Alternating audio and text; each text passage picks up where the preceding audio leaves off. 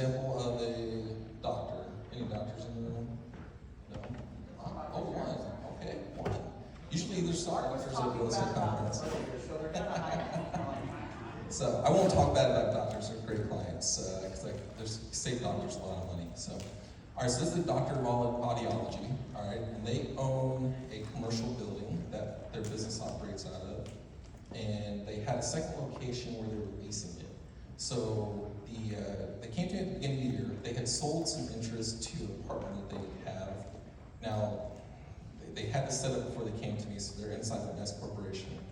We're going down that path.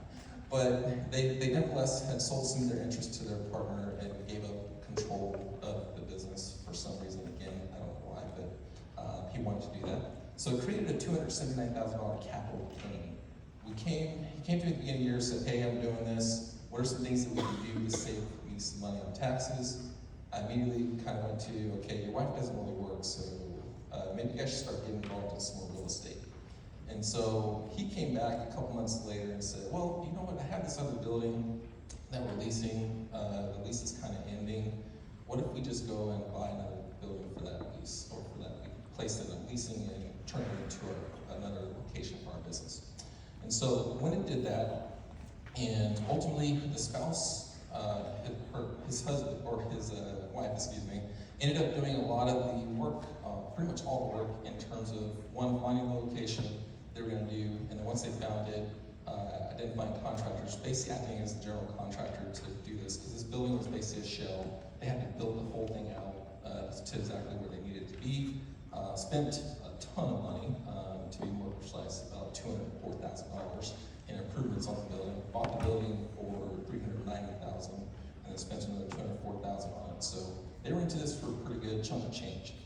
So they went through the analysis, did their little log of hours. We kind of reviewed it together, and we determined, yeah, you guys meet the qualifications to be a real estate professional. Had the 750 hours. She had the 750 hours. Let me clarify.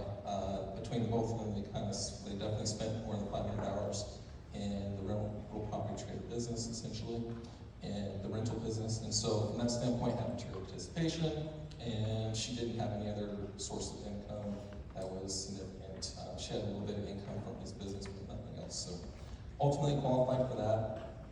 Went through and did a cost segregation study. Okay, and we're talking. She had an example of the cost segregation, Anna, and so they're just very powerful tools. And so ultimately, once we got through that cost seg, additional depreciation of $213,000 that they got in that first year. Okay. Now, they spent about $594,000 total, ended up having $213,000 in the first year. That's a pretty nice percentage. You can do the math on that.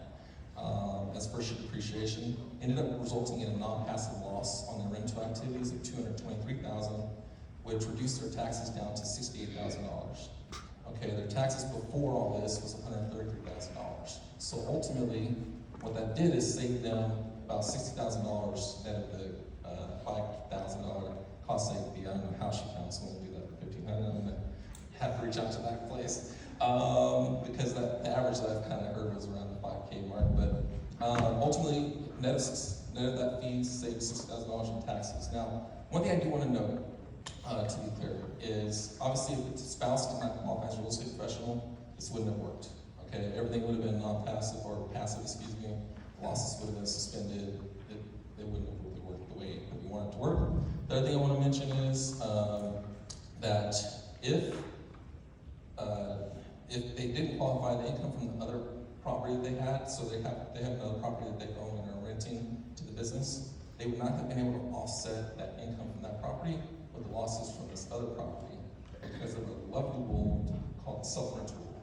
The self-rent rule essentially says that, I don't think we've actually talked about that yet, unless I missed it, but it basically says that if you have a property where you're doing a self-rental to like a business that you own as well, then you basically cannot utilize income from another business to offset losses from the other business. So it all basically would just get trapped.